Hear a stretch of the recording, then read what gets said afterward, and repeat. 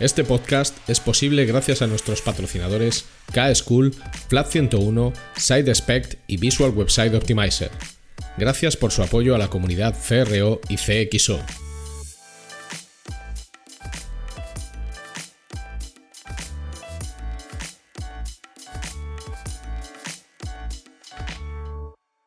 Mi nombre es Ricardo Tallar y estás escuchando CRO Café en Español, el podcast de referencia en CRO y CXO, donde hablamos con profesionales digitales de todos los rincones del planeta sobre nuestro trabajo, con el objetivo de compartir, entretener y aprender.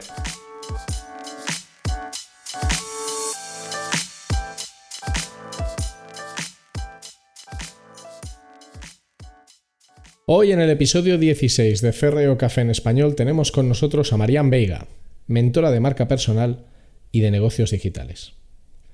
Últimamente se habla mucho de la marca personal y de la importancia que tiene para convertir, para mejorar, para conseguir clientes, para conseguir leads o para conseguir ventas. Y el trabajo de Marian se enfoca en dar forma a los negocios digitales de sus clientes. La mayoría son emprendedores y ella trabaja para enseñarles a dar forma a esos negocios y que aprendan cómo pueden generar leads, cómo pueden generar ventas y cómo pueden generar beneficios directos con su trabajo. Así que con ella vamos a hablar de convertir sin tener web, por ejemplo, usando solo Instagram y LinkedIn, de la importancia del mensaje en la conversión y de muchas más cosas vinculadas al uso de la marca personal y del mensaje y cómo esto puede tener un impacto directo en términos de conversión. Si este podcast te alegra el día, como a mí me lo alegra escuchar a Judas Priest, Thunder Mother o Elvis, recomiéndaselo a todo bicho viviente y Luis Miguel y yo seremos más felices que nunca gracias a ti.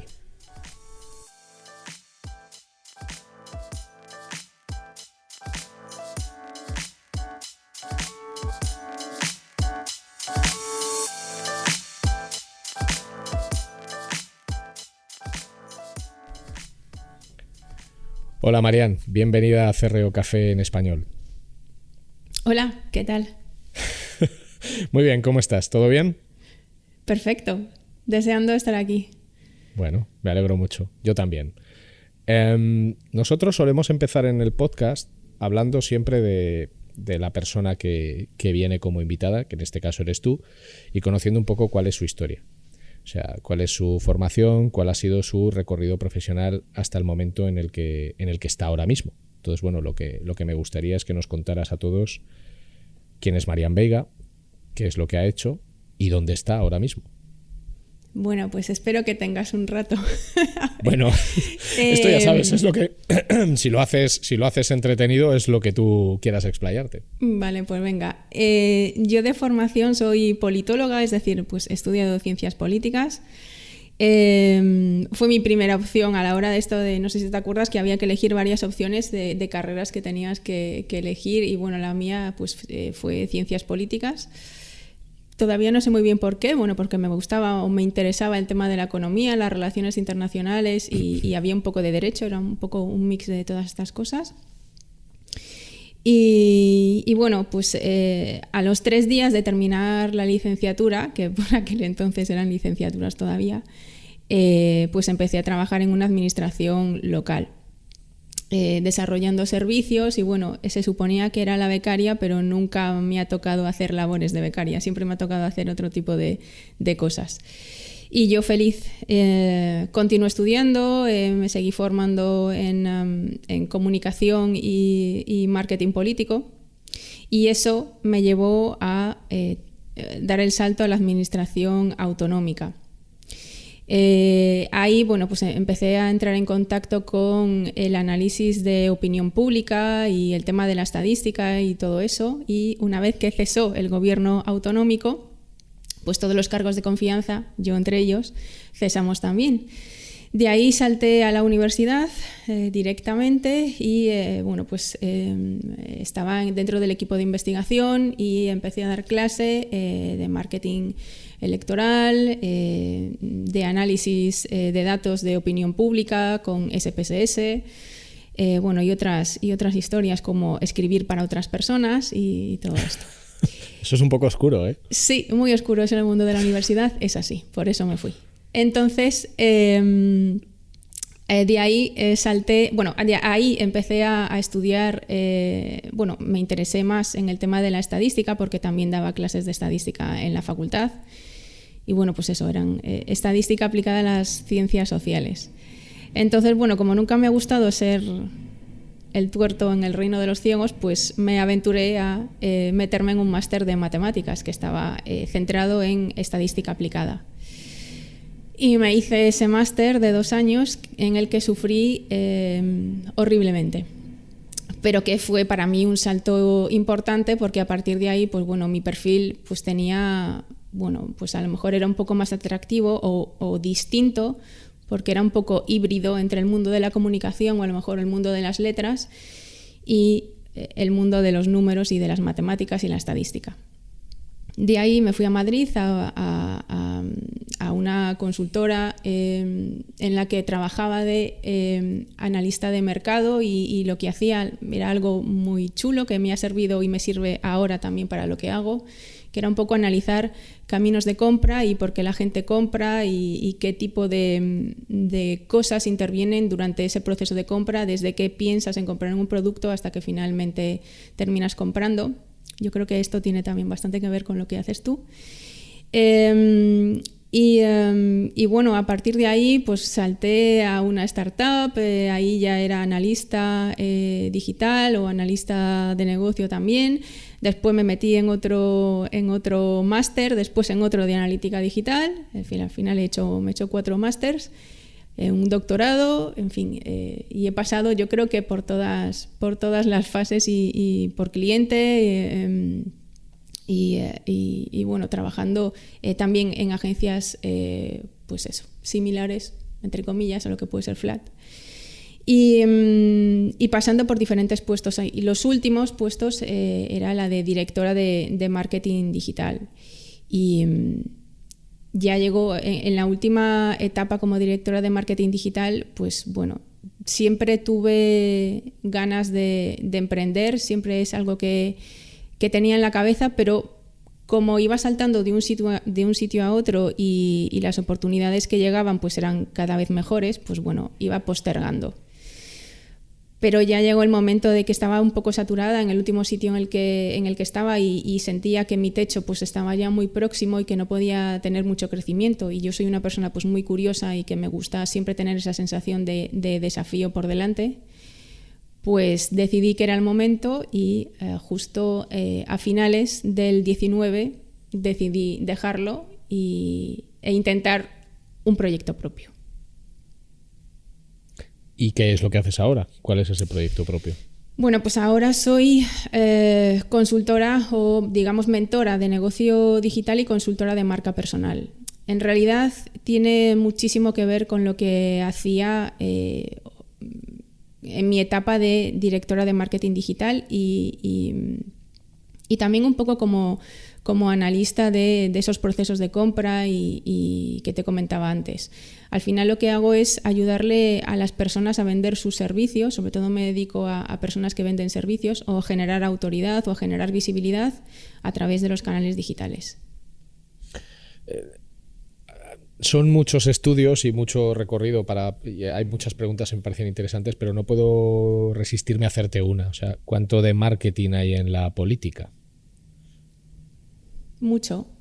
Lo que pasa que esa pregunta es un poco, yo creo que tiene un sesgo importante, porque lo del marketing parece que cuando hablamos de marketing que tiene un sesgo como negativo, ¿no? Y te aseguro que no hay defensora más acérrima del marketing que yo misma, siempre que se haga desde la autenticidad y desde las buenas prácticas, ¿vale? O sea, para mí no tiene nada negativo el marketing, pero por supuesto el marketing político, de hecho, en sí mismo es algo específico que cada vez es más importante, que se estudia un montón y que entran ahí un montón de áreas de estudio súper interesantes, como puede ser el análisis de discurso, por supuesto el análisis de encuestas y demás, en las que yo pues he trabajado un montón cuando se hace estudios electorales, pues además es un trabajo muy intenso.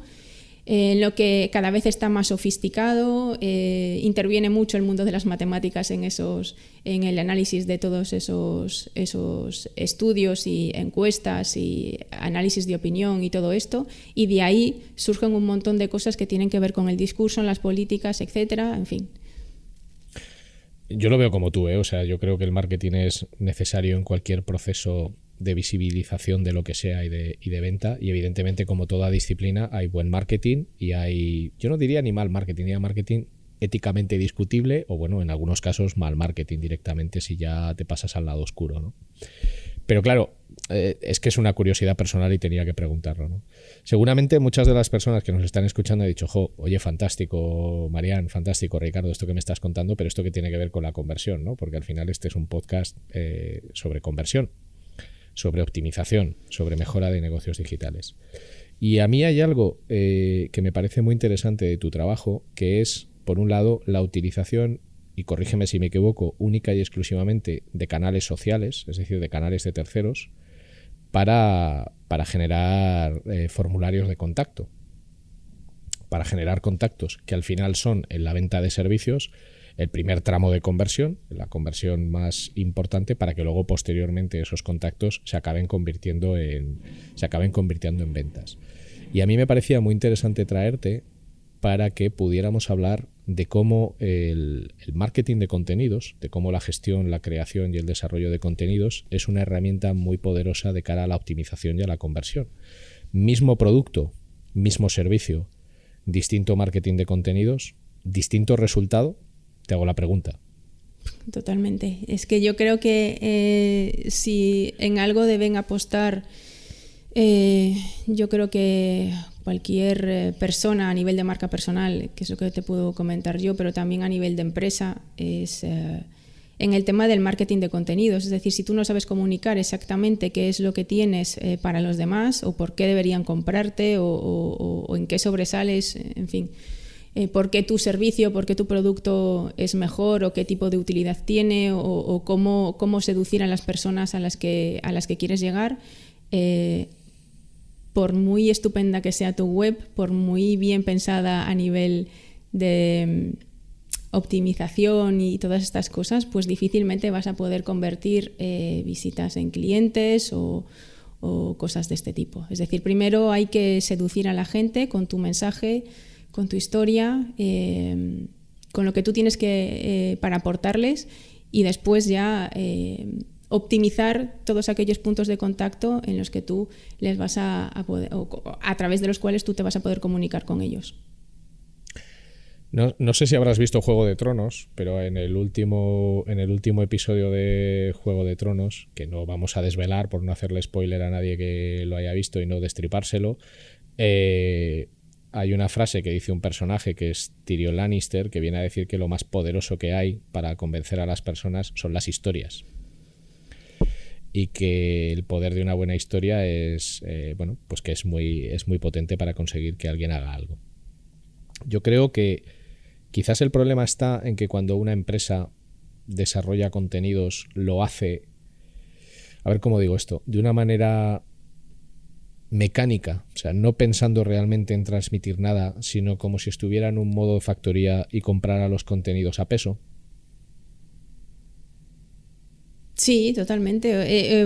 Aparte, uno de los problemas es que en el caso de las empresas, bueno, y en el caso de las personas también, muchas veces cometemos el error de que pensamos o ponemos el foco más en nuestro servicio, en nuestro producto, en aquello que vendemos, y no tanto en la utilidad que tienen para los demás o en las necesidades que tienen esas personas a las que te decía que debemos seducir. Es decir, ese buyer persona o ese avatar nos da un poco igual, y no pensamos en cuáles son las motivaciones de estas personas para poder comprarnos o querer comprarnos, y nos centramos a lo mejor en producto o en el servicio que tenemos. Esa es una de las cosas o una de las cagadas que utiliza o que comete la gente a la hora de generar contenido. Después también no darle la importancia que tienen en realidad, es decir, pues a lo mejor pues eso, generar contenidos más bien para rellenar que para contar esa historia que hay detrás de la marca.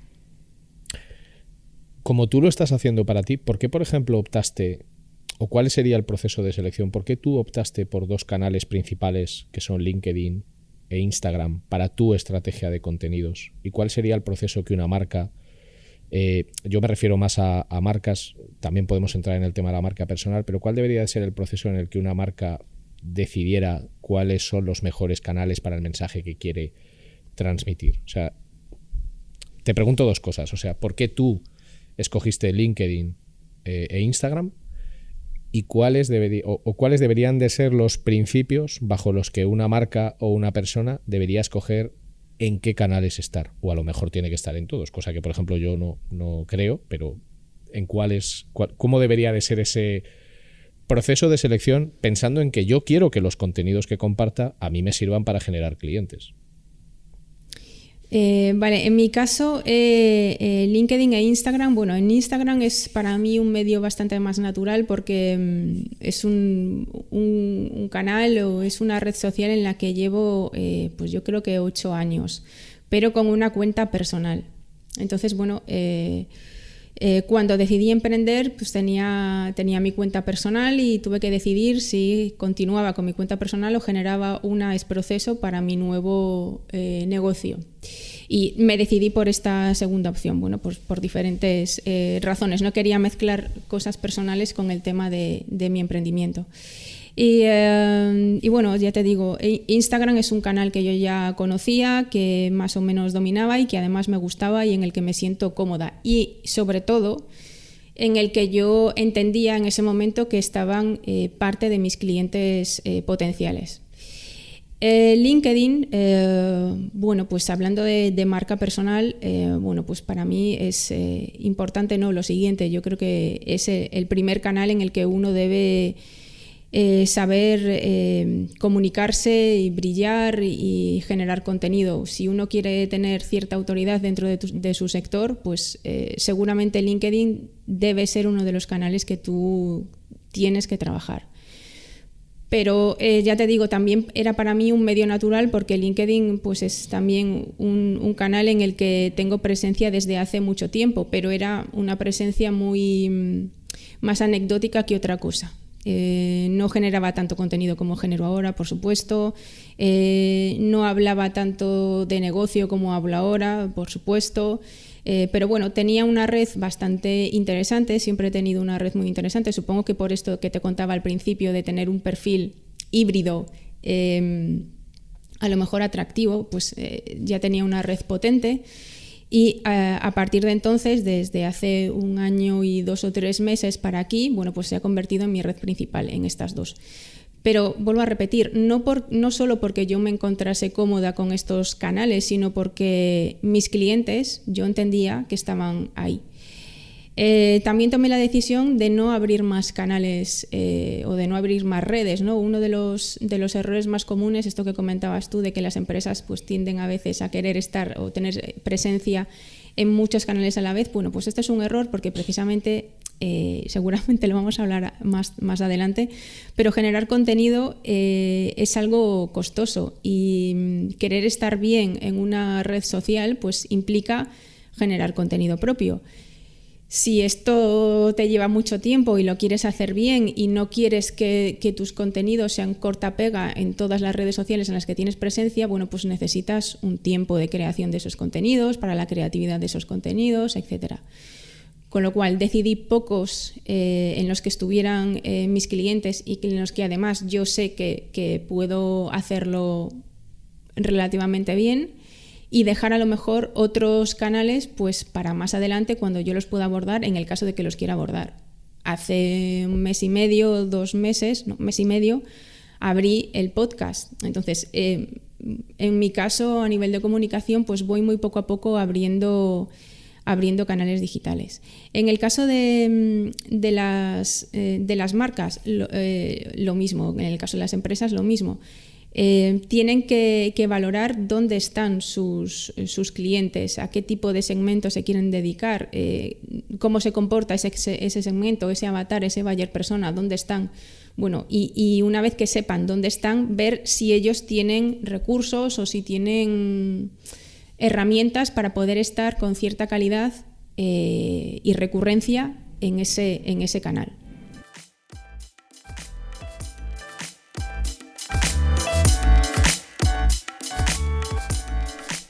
No te vayas, que solo es un anuncio y es muy corto.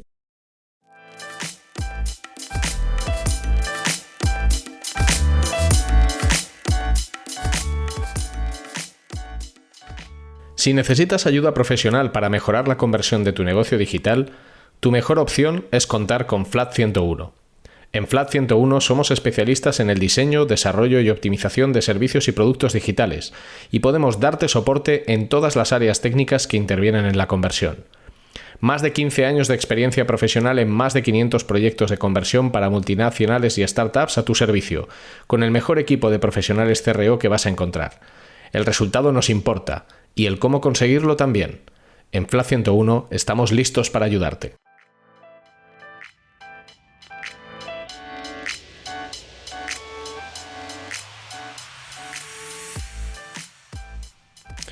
Y por ser un poco más concretos, o sea, al final, ¿cómo sería esa selección? Es decir, yo, por ejemplo, soy una marca que se dedica a la fabricación de mascarillas, que desgraciadamente todos tenemos que llevar ahora. ¿Qué hago? ¿Trabajo todos los canales? Supongo que dependerá del tipo de mascarillas que yo hago. Supongamos que hago, pues yo qué sé, unas mascarillas como pues que llevan estampados de la cara de, pues yo qué sé, de la cara de Donald Trump o de la cara de Aznar o de la cara de Rajoy o de la cara de quien sea, ¿vale? Caras de políticos. Mira, aquí dando ideas, ¿no? A ver si alguien se anima. Y claro, yo en principio, porque hay una cosa que a mí me parece peligrosa en la definición de los buyer persona, que es lo que se conoce como diseño autorreferencial, que es cuando tú dibujas un buyer persona, pero lo dibujas tú en torno a lo que tú crees de ese buyer persona. Si haces eso, tú puedes estar dibujando un perfil que realmente no coincide con aquel al que realmente te quieres dirigir. Correcto. Entonces perdona por el asalto, pero te quiero decir, o sea, ¿cuál sería el proceso correcto para poder afinar? Porque claro, si yo me dedico a vender mascarillas con caras de políticos, porque joder, todo el mundo quiere llevar una mascarilla pues con la cara de Ayuso, con la cara de Pablo Iglesias o con la cara del político de turno, ¿no?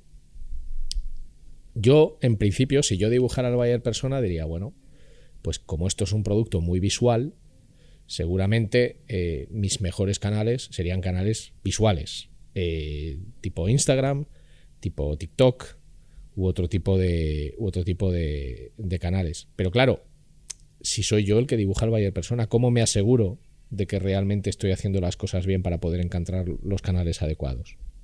Bueno, pues hay una cosa, aparte de una de las críticas al tema del buyer persona es pero bueno, aún así animaría a todo el mundo a que lo haga de todos modos, porque siempre van a avanzar muchísimo más que si no tienen claro quién es ese buyer persona. Pero hay una cosa así como muy disruptiva que te ayuda mucho a saber si estás afinando o no, y es preguntar.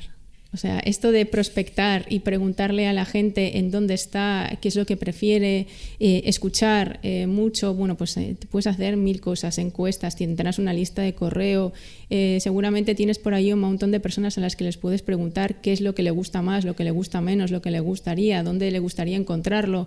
Bueno, pues todas estas cosas que son así como súper mega sofisticadas y que esto, bueno, pues al final funciona y que te ayudan a refrendar o refutar ideas que tú a lo mejor puedas tener y que salen de tu cabeza y que a lo mejor pues eso son hipótesis que no has comprobado todavía. Entonces el hecho de poder preguntar, escuchar suele funcionar bastante bien en lugar de solo quedarte en la suposición. No, estoy totalmente de acuerdo. Yo creo que de hecho una de las cosas más interesantes que se puede hacer en cualquier tipo de acción es la parte de research, la parte de investigación.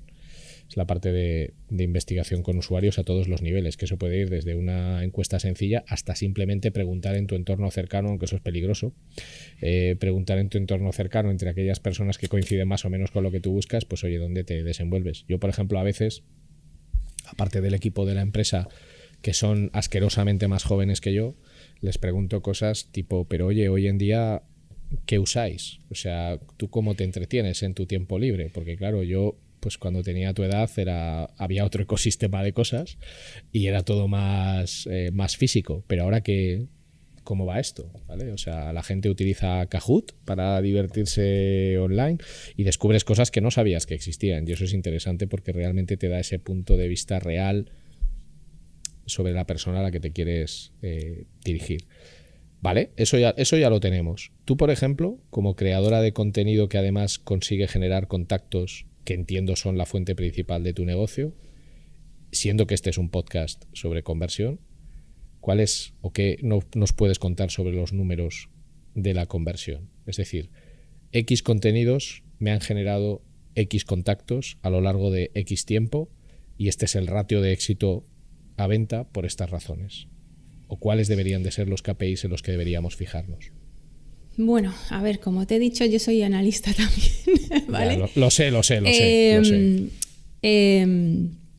Vale, esto no es algo que yo lo lleve muy al dedillo, ¿vale? Porque también el tema de los, aun siendo analista, esto de los contenidos no es una cosa tan inmediata como medir a lo mejor los pasos que hace un usuario a la hora de rellenar un formulario o o la efectividad de una landing u otra.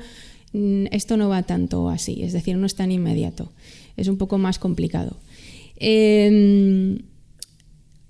De hecho, bueno, pues que al final nosotros tenemos tantos puntos de contacto, en mi caso no tantos, ¿vale? Fundamentalmente LinkedIn e Instagram, ni siquiera tengo web, o mejor dicho, la web que tengo, si alguien la quiere bichear cuando se publique el podcast, no sé si todavía será la que hay ahora, pues es una landing horrible que me hice en una tarde de la que no estoy nada orgullosa, pero bueno, ahí está. Lo que quiero decir es que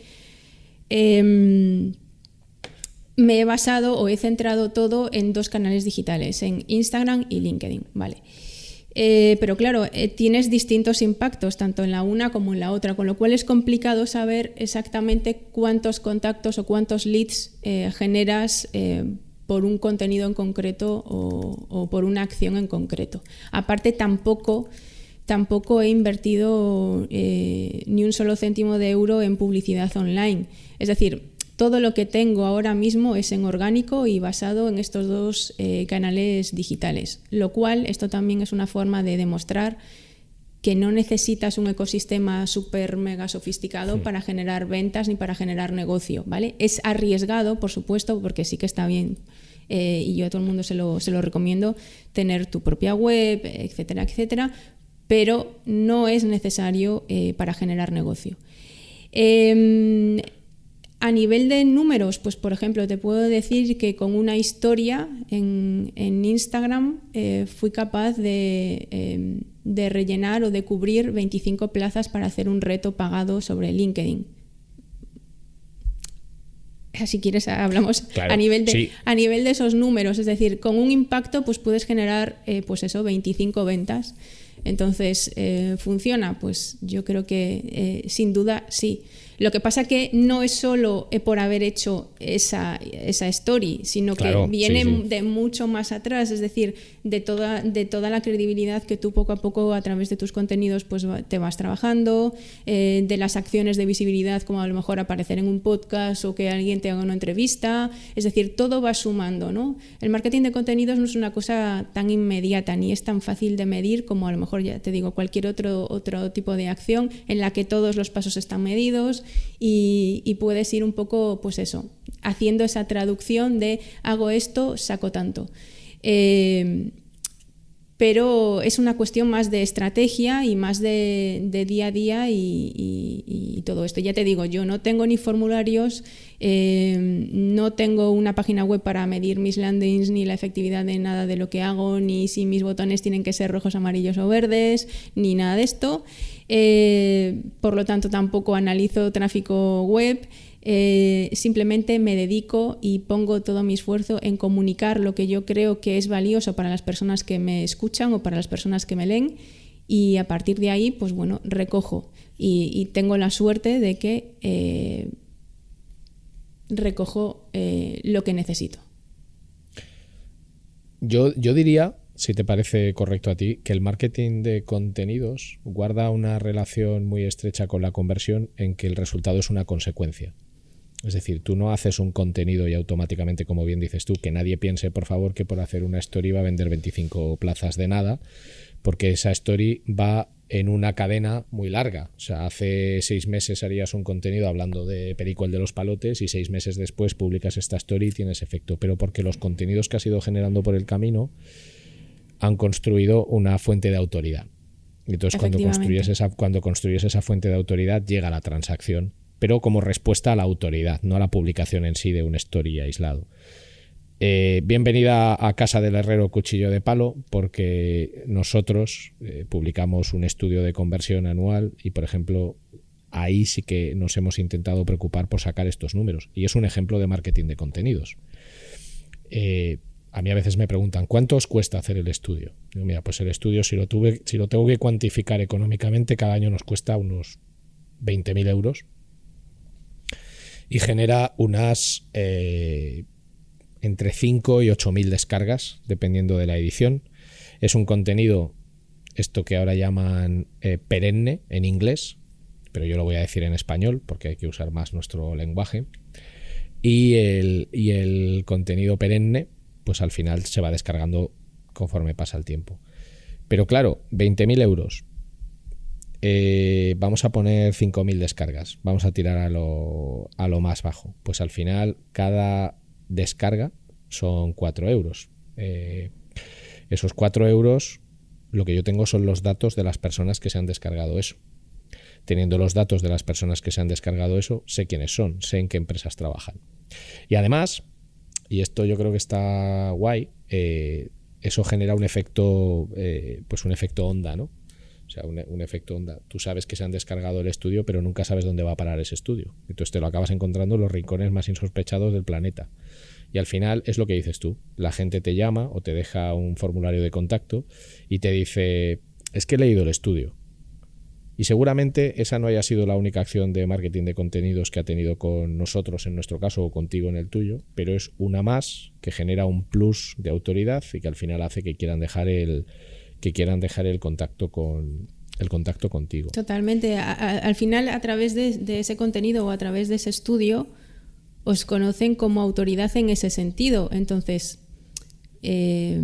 por eso digo que es una inversión que a priori puede ser elevada, pero que te trae un montón de cosas que a lo mejor no son una conversión directa, sino que también te colocas tú a nivel de, flat, a nivel de marca, pues como una referencia en tema de conversión en e-commerce. Entonces, eso siempre va a jugar a tu favor. Como el mundo de los contenidos, a mí lo que me pasa siempre, o sea, yo creo que los contenidos son fundamentales, el diseño de información, el cómo se escriben las cosas, el cómo se cuentan es fundamental para resolver dudas, para generar expectativas, para todo. Pero también tengo la sensación, no sé si te pasa a ti, de que muchas personas perciben que es fácil hacer contenidos, ¿vale? O sea, yo recuerdo, yo estaba en congresos donde la gente, pues bueno, te cuenta tranquilamente, pues oye, que es que he encontrado un redactor en Perú que por 1 euro me escribe un artículo. O hay esta plataforma que por 3 euros me escribe este artículo, ¿no? Claro. A ver, nadie da duros a 4 pesetas, ¿no? Para los amantes de la peseta. ¿Cuál es cuál sería la recomendación que tú le darías a una empresa o a una persona que está pensando en comenzar con el marketing de contenidos como parte de una estrategia de captación y de conversión? Es decir, ¿por dónde empiezo? Yo ya sé a quién me dirijo. ¿Qué contenidos hago? Los que a mí me parece, copio a la competencia, me lo invento todo desde cero. Yo soy más de me lo invento todo desde cero. Y me explico. Fijarte en lo que hacen los otros está genial porque te da una referencia, te da un marco, digamos, de actuación, de ver un poco, a lo mejor de testar temas que pueden ser que a la gente a priori puede interesarle más que otros. Pues eso, ahí revisas un poco qué es lo que está haciendo tu competencia, tanto competencia directa como no directa, no tan directa, ¿vale? Después también habrá, pues a lo mejor esos foros, ver cómo se comportan la gente que comenta a estas empresas, en el caso de las empresas en las redes sociales, pues ver qué tipo de comportamiento tiene y todo esto está genial. Yo lo hice en un principio, pero llegó un momento en el que me desembaracé un poco de esto de la competencia, que sabiendo quién es, pero no invertí mucho tiempo ni invierto mucho tiempo en analizar qué es lo que hacen, sino que me centro más en mí y en la interacción que tengo yo con los usuarios que me leen o que me siguen. Una vez que tú ya sabes quién es tu buyer persona o quiénes son tus buyer persona y dónde están, en qué redes sociales están, bueno, pues si los conoces bien y te has preocupado de hacer un research potente y de refrendar esas hipótesis que tú tenías en tu cabeza y toda esa investigación, pues bueno, empiezas un poco a tirar del hilo y te centras un poco en estas personas y no tanto en lo maravilloso que es tu producto o tu servicio, que ese es el error también. Yo me centraría en un primer lugar en ver cuáles son esos puntos de dolor de estas personas, ¿vale? Es decir, en qué dificultades tienen respecto del producto o servicio que nosotros le vamos a proveer, o qué frustraciones tienen, o qué es lo que están intentando solucionar y por qué llegan a ti. Todo este tipo de cosas al final son ideas de contenido que les van a seducir porque están directamente centrados en darle solución a algo que a ellos les supone un problema. Y lo mismo las objeciones, es decir, objeciones, adelantarte, tanto marcas como personas, adelantarse a las objeciones que te puedan poner a la hora de comprarte, ya sea un servicio o ya sea un producto. Entonces, todos estos contenidos ya son ideas de contenidos que debes de contemplar en tu plan de contenidos y en tu calendario editorial. Y para los que no lo sepan, ¿qué es esto de un plan de contenidos? Un calendario editorial, solo por el nombre vamos a decir que es la planificación en el tiempo de lo que voy a publicar y en qué redes, pero el plan de contenidos... Bueno, pues ahí ya hablemos de qué temáticas voy a tratar, cómo las voy a tratar, podemos incluso meter formatos, esto también hay que linkarlo con los momentos que tengas tú, a lo mejor tu planificación anual o trimestral de lanzamientos o que quieras potenciar X servicio o X producto, qué tipo de acciones vas a hacer para desarrollar o para alcanzar X objetivos que sean de ventas, objetivos que sean de branding, objetivos que sean de autoridad, y en función de todos estos objetivos, bueno, pues qué cosas tienes que hacer a nivel de contenidos para llegar a estos objetivos.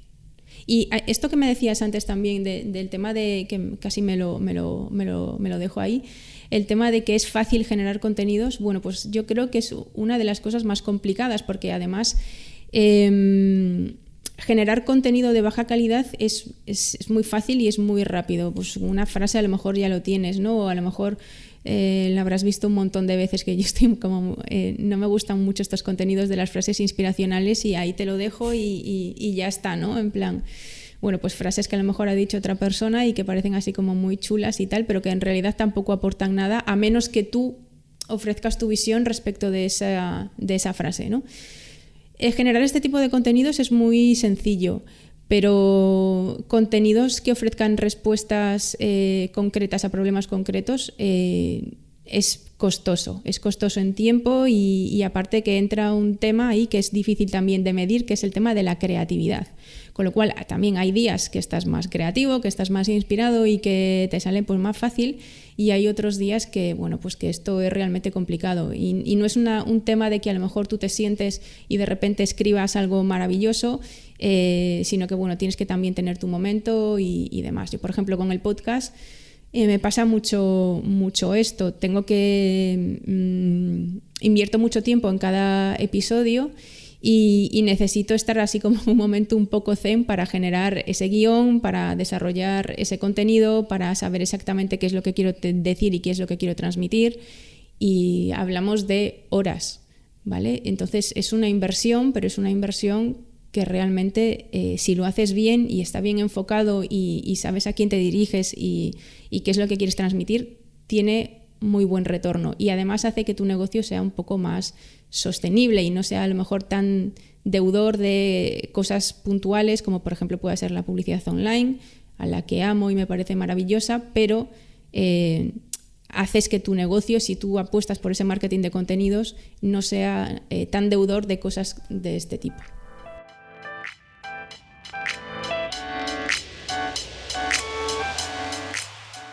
Ahora es el momento de una pequeña promo.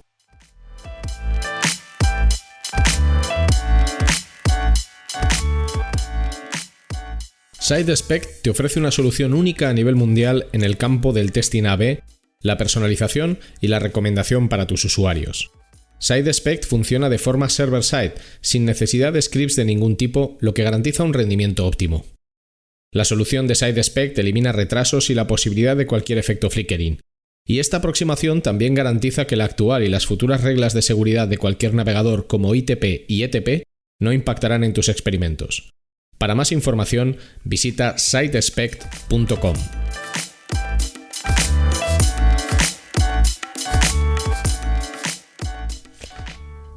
A ver, yo estoy totalmente de acuerdo y de hecho creo que un reto que muchas empresas tienen y no hacen, no sé si por pereza, si porque les parece muy difícil, es que cada empresa, cada negocio digital debe encontrar su propio mix de canales y su propio mix de recursos para que te funcione a ti. Yo creo que aquí el problema quizás es que todo el mundo le gustaría encontrar una fórmula mágica que alguien me cuenta en 5 minutos, yo la implemento y mágicamente aquí empiezo a vender a chorrazo como si no hubiera un mañana.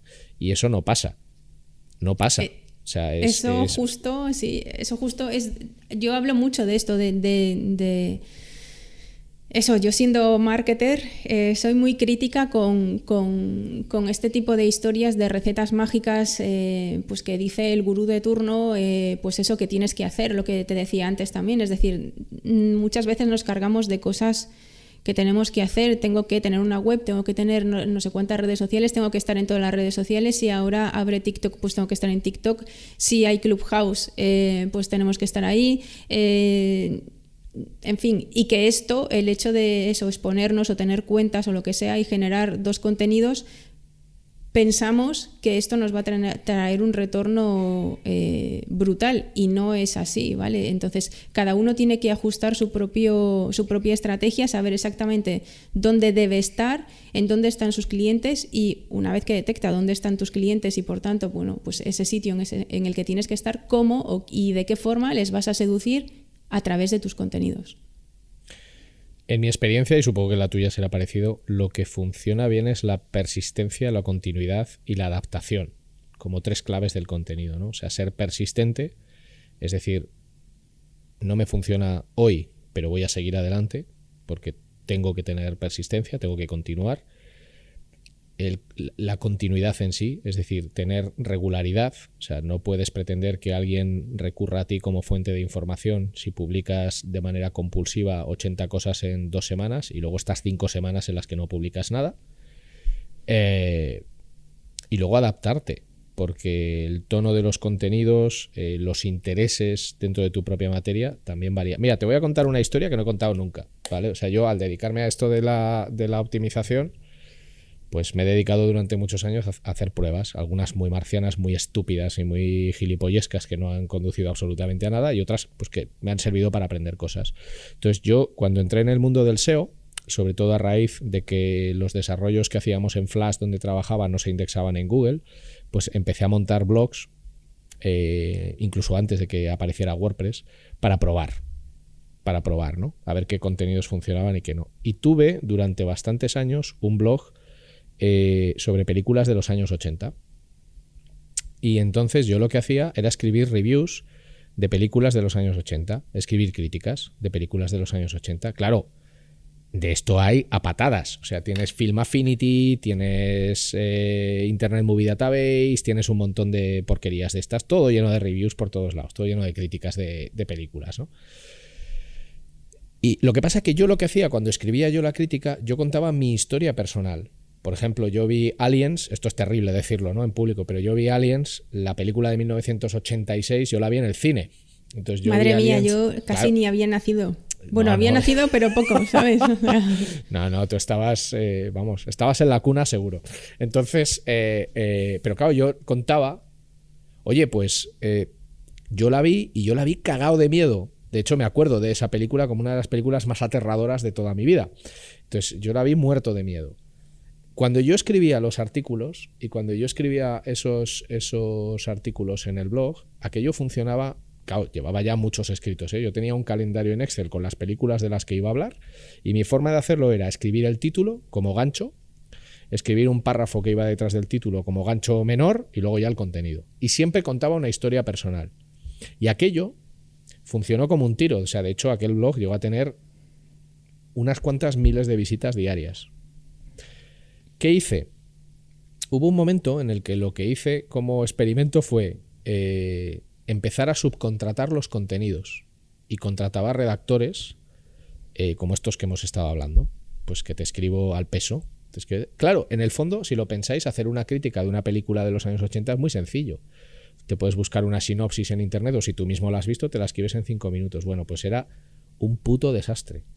Pero puto desastre. Normal. Esto es muy habitual, es decir, y lo mismo que has hecho tú, que espero que no lo haga mucha gente, lo hace. No, pero yo lo hice, pero te quiero decir que yo lo hice como experimento para validar si realmente valía la pena la inversión de lo que has dicho tú, la inversión del tiempo y del cariño que hay que poner para hacer algo que tenga entidad, para que me entiendas. Yo contaba mi historia personal, o sea, yo me acuerdo que estaba en el cine, que se me cayeron tal, que estaba acojonado, perdido, todo este tipo de cosas.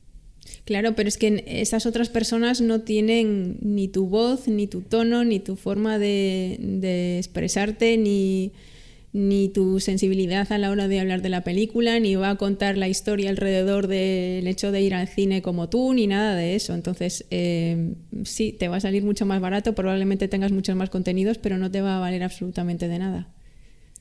¿Sabes cómo medía yo el éxito de aquellos contenidos? Por los comentarios. Que ahora los blogs están más abandonados en este sentido, pero al final yo medía más que las visitas por las interacciones. Creo que a veces la peor métrica que podemos utilizar para un contenido son las visitas. Y son muchos más interesantes las interacciones. Porque a mí, como marca, como empresa o como persona, me parece más interesante llegar a menos gente, pero que sea la gente adecuada. Porque si yo llego a menos gente, pero esa gente interactúa mucho conmigo, eso está denotando que hay un interés real en lo que cuento, en lo que hago o en los servicios. Y este tema me gusta mucho porque de verdad soy un firme creyente en que los contenidos son fundamentales para tener una buena llave de conversión. O sea, muchas veces las empresas, los marketplaces, los e-commerce ponen productos a la venta, lo basan todo en el precio o lo basan todo en la presencia del producto.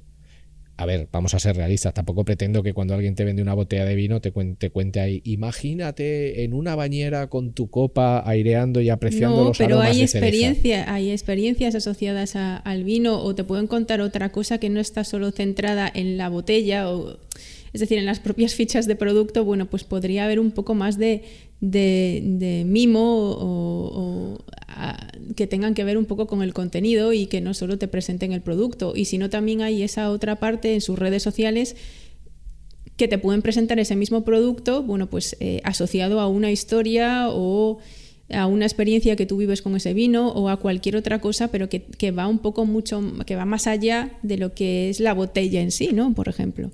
Entonces, de hecho, bueno, ¿cómo es la publicidad hoy en día? Pues eso, cuentan historias. No es únicamente presentar el producto. No sé si tienes en la cabeza, pues por ejemplo, es que se me está ocurriendo ahora mismo el anuncio de Casa Tarradellas, en el que el niño quiere dejar de estudiar Derecho y quiere dedicarse a la música. Bueno, pues en realidad apenas se habla, de hecho no se habla de la pizza en sí, se cuenta una historia alrededor de de una situación en familia, de una decisión que tiene que tomar ese crío, etcétera, etcétera. Entonces, se está un poco, yo creo que cada vez más las marcas se están dando cuenta de que contar historias y buenas historias, transmitiendo sus valores, es lo que realmente funciona. Y que además, si esto además está unido a que en tu web lo haces todo estupendo, en todos los puntos de contacto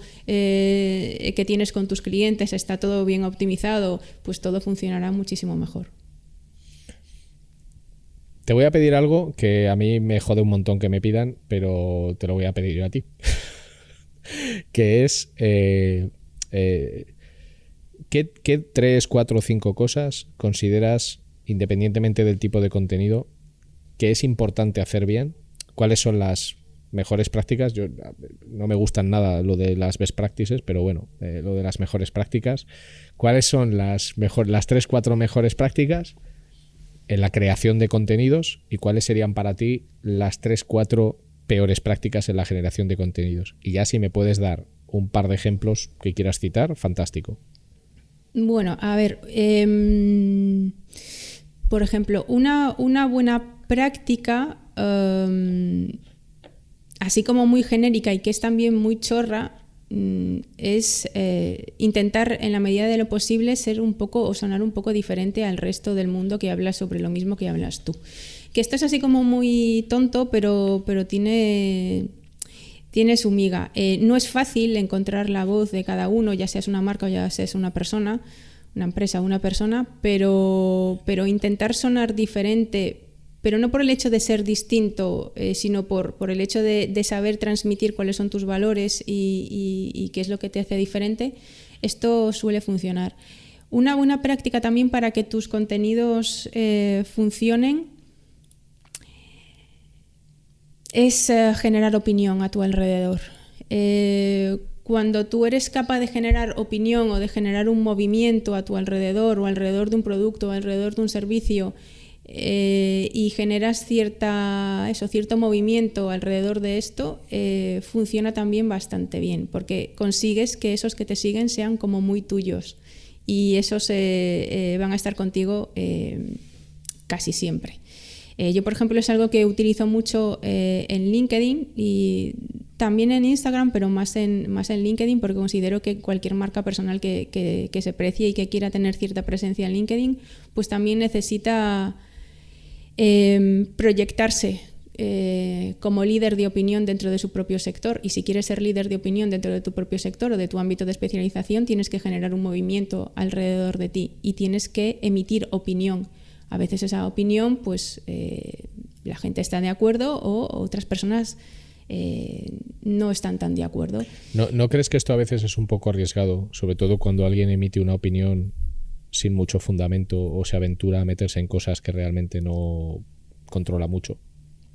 Claro, tienes que meterte donde tú controlas. Es decir, lo que no vale es querer estar en el mundo pasando como de puntillas. Esto ya no funciona. Tienes que, de alguna forma, demostrar que lo que sabes es ok, o sea, es decir, que controlas de lo que hablas y, obviamente, hablar de lo que sabes. No es hablar de fútbol o hablar de política, algo que también estoy completamente en desacuerdo de que no se puede hablar ni de fútbol ni de política. O sea, que hay temas de los que no se pueden hablar, estoy totalmente en desacuerdo, me parece la cosa más absurda del mundo.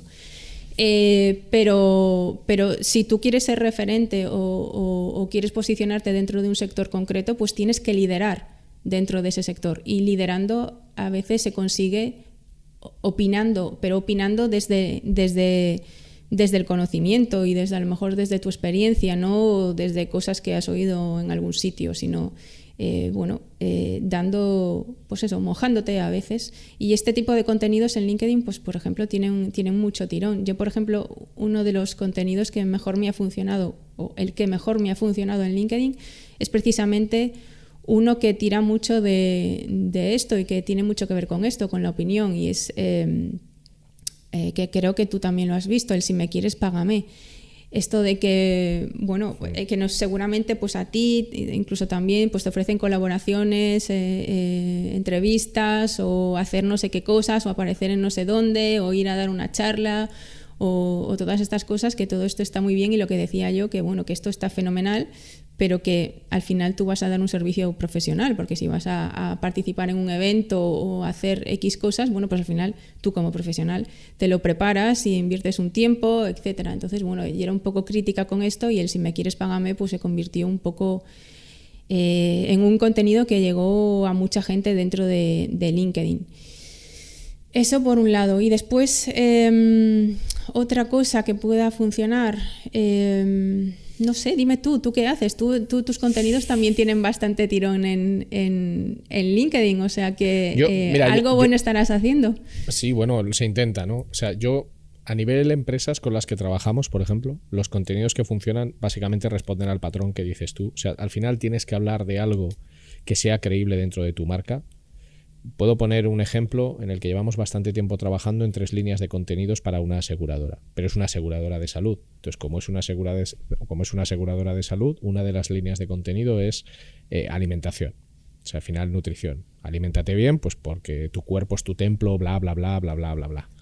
Otras son hábitos saludables, pues lo típico, ¿no? El estilo de vida saludable, ¿vale? Pues caminar, hacer determinado tipo de deportes, otro tipo de prácticas. Y luego hay una parte, y además esto yo creo que es muy importante, hay una parte que en esta marca es real, que el tercer territorio de contenidos al que nos dirigimos es la inclusión social.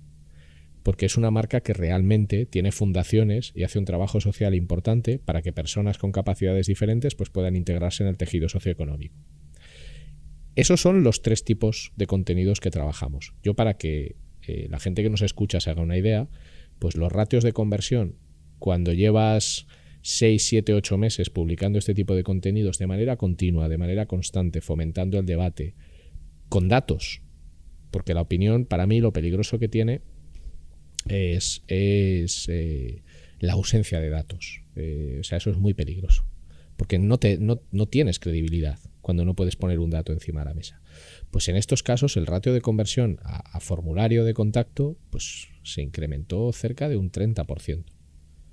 Por el simple, entre comillas lo de simple, por el simple hecho de trabajar una línea de contenidos de manera continuada durante un tiempo. Lo que pasa es que el premio lo recoges pasado el tiempo. Pero es lo que hablábamos antes, eso no te exime de hacer otras cosas, eso no te exime de hacer Google Ads, eso de hacer Facebook Ads, o de hacer MUPIs o vallas publicitarias, o de aparecer en los trailers de las películas del cine. O sea, todo eso se hace de manera única. Pero es verdad que ahí ese es un muy buen ejemplo que hemos trabajado.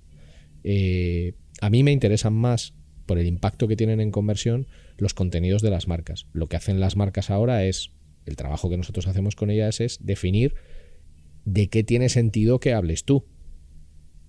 Porque si tú te dedicas a fabricar, pues yo qué sé, motos, depende de qué moto fabriques, pues no te interesa hablar de libertad o de rebeldía o de estilo de vida o tal. Si fabricas Vespinos, pues no. Si eres Harley, pues seguramente sí. Bueno, este tipo de cosas. Pero yo, desde luego, lo que te aseguro, por complementar un poco lo que dices tú, es que el impacto en conversión es grande. Lo que no es instantáneo. O sea, eso es lo que hablábamos antes. Es decir, yo es lo que, ya te digo, yo es lo que hago. Cuando yo, por ejemplo, es que he hecho todo lo que no se supone que se debe hacer, o más que lo que no se supone que se debe hacer, no he hecho lo que se supone que se debe hacer, y todo es gracias al marketing de contenidos. Es decir, todavía no he hecho ningún lanzamiento de ningún producto o de ningún servicio, todavía no tengo mi página web desplegada como a mí me gustaría ni como yo quiero que sea. No he hecho email marketing, que es una de las cosas que más me gustan en el mundo mundial. No he hecho campañas de publicidad, y todo lo que he recogido es puramente gracias al marketing de contenidos. Pero todo eso tiene una estrategia detrás, es decir, qué temas voy a trabajar, de qué puedo yo hablar, que todo tenga un tinte de autenticidad verdadero, el saber cuál es el tono que vas a utilizar, el saber comunicar de forma que cuando te leen tengan la sensación de que te están escuchando. Cuando consigues esto, en realidad, bueno, pues ese engagement que se llama es muy fuerte, ¿no? ¿Ese qué? El engagement. Ah, vale. Ya sabes, ¿no? Bien. Yo creo Sí, que tú ya lo controlas. Bueno, pues todas estas cosas al final hacen que la gente crea en ti. Al final, una de las cosas que tenemos que conseguir a través del marketing de contenidos es que confíen en ti y tener credibilidad. Cuando consigues eso a través del marketing de contenidos, todo lo demás viene a consecuencia de todo esto. Cuando consigues que confíen en ti, cuando consigues que te vean como creíble, como una voz auténtica, ya seas una marca o ya seas una persona, esos lanzamientos funcionarán bien. Esos formularios conseguirás conseguir más leads. Todos los productos digitales que tú pongas a disposición de la gente, pues te los comprarán seguramente más. Por eso digo que incluso las campañas funcionarán mejor. Seguramente si yo hubiera hecho una campaña de visibilidad con Facebook Ads o con Instagram Ads o con Google Ads, o en LinkedIn, al principio de todo, pues a lo mejor seguramente me hubieran gastado una pasta, pero la conversión de esas campañas hubieran sido bastante malas y posiblemente hubiera recogido leads de personas que realmente no están tan alineadas como las que tengo yo ahora mismo. Yo sé que si ahora mismo hago una campaña va a ser muchísimo más efectiva que la que pudiera haber hecho entonces, porque la gente ya me conoce, sabe quién soy, cómo soy, qué es lo que les voy a proponer, tengo más credibilidad, etcétera, etcétera. Entonces también esto tienes que ajustar tus propios tiempos y tu propia estrategia para que todas las acciones que tú quieres desarrollar pues tengan más o menos efectividad o más o menos conversión. Totalmente. Bueno, yo la verdad que me pegaría mucho más rato hablando contigo, pero llevamos ya bastante rato, cerca de 1 hora, y si te parece bien vamos a ir cerrando, ¿vale? O sea, yo creo que el mensaje es claro, que los contenidos importan de cara a la conversión y que la conversión, como es una consecuencia de muchas cosas, la autoridad, el mensaje, el tono y la historia que se pueden transmitir con los contenidos, que no tienen por qué ser contenidos escritos, pueden ser visuales, pueden ser de todos los tipos, pues ayudan, empujan y contribuyen, ¿no? Son una variable más que hay que tener en cuenta, ¿vale? O sea, al final yo siempre digo lo mismo, o sea, cuando hablamos de conversión, hay un ejemplo que me gusta poner mucho, a ver qué te parece a ti, que yo creo que es aplicable a todo, que es cómo personas diferentes con los mismos ingredientes hacen recetas totalmente distintas. O sea, la misma receta que haga yo y la misma receta que hagas tú, teniendo la misma receta y los mismos ingredientes, no va a dar el mismo resultado. Nunca. Entonces, en ese sentido, es importante cuando se crea un contenido que realmente aquello que tú haces tenga sentido para ti y lo hagas pensando realmente en que lo estás haciendo de la manera más adecuada. Porque si intentas hacer lo que está haciendo otro con las reglas de otro, pero tú no eres ese otro, el resultado no va a ser igual.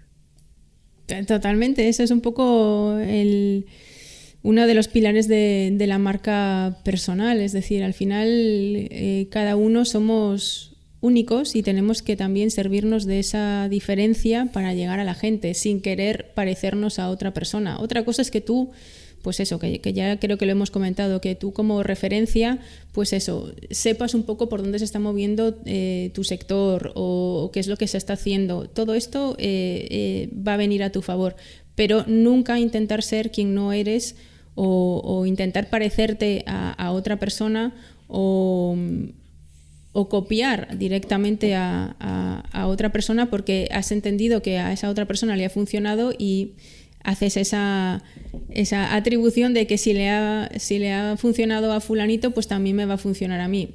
Eso no suele funcionar así. No suele. Para terminar, me gustaría hacerte dos preguntas. La primera es, ¿qué experiencia o qué aprendizaje que hayas tenido a lo largo de tu vida crees que sería bueno para cualquier persona que nos esté escuchando? No tiene que ser algo laboral, ¿eh? Puede ser laboral o puede no ser laboral. Algo que tú has vivido, que hayas dicho, ¿cuánto me ayudó en su día a hacer esto? ¿Le recomendarías hacer a cualquier persona? Vaya pregunta. Has visto, y con carga de profundidad, ¿eh? O sea, sí, una cosa o sea, aquí... esta no me la esperaba. A ver, pues yo creo que para mí dos cosas, pero que son muy troncales en mi vida. Una, ser muy curioso o muy curiosa, es decir, que nunca se acabe la curiosidad por aprender, por saber, por investigar, la curiosidad, ¿vale? Por más conocimiento, es decir, yo es algo que llevo siempre como máxima. Y otra, el no tener miedo a los cambios, esto de vivir fuera de la caja, ¿no? Y de arriesgarse también a cosas. Pues bueno, dentro de la caja se está muy bien, se está uno muy calentito, pero realmente no suele pasar nada muy interesante, ni para bien ni para mal, estás bien y ya está. Fuera de la caja pasan cosas muy interesantes que te hacen aprender y crecer, ya sean cosas buenas o cosas malas. Entonces, eso, la curiosidad por un lado y estar dispuesto a que te pasen cosas. Y eso supone arriesgar. Y para acabar, ¿qué libros o qué recursos sobre CRO o sobre marketing de contenidos, en tu caso, o sobre marketing en general, sea digital o no, o qué recursos profesionales, pueden ser libros, pueden ser podcasts, pueden ser canales de YouTube, lo que tú quieras, series de Netflix, me da igual, recomendarías a las personas que nos están escuchando? Pues también, vaya pregunta, esta no... Es que hay tantas cosas que me resulta complicado. Aquí no preparamos tampoco mucho las cosas porque si no se pierde la espontaneidad, entonces hay que ir a buscar la sorpresa. Bueno, pues hablando de CRO, no voy a decir el tuyo porque me parecería así como muy... o cualquiera de los dos tuyos, pero bueno, que también las personas que nos dedicamos al marketing, y esto me lo digo también a mí misma, existen otras cosas que no es el marketing, entonces también nos vendría bien leer sobre cualquier otra cosa que también nos pudiera abrir un poco el horizonte. Yo qué sé, es que yo soy muy fan últimamente de los podcasts. Lo malo es que no tengo mucho tiempo para escuchar muchos. Entonces, no sé. Hay un montón que me gustan de gente, sobre todo de emprendedores que no son muy conocidos y que tienen muchas cosas que aportar. Sobre todo, pues yo ahora estoy dentro de un montón de comunidades de emprendedores y de emprendedoras y que son eso, personas que no tienen un nombre muy grande, pero que hacen cosas muy interesantes. Pero, por ejemplo, en cuanto a marca personal, yo siempre recomiendo a una persona que para mí es un referente, a veces que dice cosas incómodas y que es una persona muy, muy directa y que me encanta, que es Andrés Pérez Ortega, y recomendaría cualquiera de sus libros a cualquiera que quiera aprender un poco más sobre marca personal. Vale, muy bien. Pues con estas recomendaciones vamos a dejar por cerrada esta conversación. Puede que haya más en el futuro, puede que no. Esto, las personas que nos escuchéis, en vuestra mano está. Oye, Marian, qué maravilla, qué descubrimiento, Ricardo, tráela más veces, por favor. Hablad del marketing político y de cómo los políticos convierten eso en votos, o hablad de... Este es un temazo, ¿eh? Podríamos hablar de... Sí, lo que pasa que, claro, yo creo que... Bueno, a mí se me escapa por completo. Tú al final eres politóloga y puedes hablar de esto, yo no. Pero bueno, ahí es una opción. Muchísimas gracias por tu tiempo y por haberte pasado por aquí, por CRO Café en Español. Muchas gracias por tu tiempo, por tus aportaciones y espero que podamos contar contigo en próximas ocasiones. Muchísimas gracias, Marian. Nada, gracias a ti, a la entrevista y a darme este espacio también para poder hablar de todas estas cosas. Muchas gracias de nuevo, qué educados somos y sigamos convirtiendo.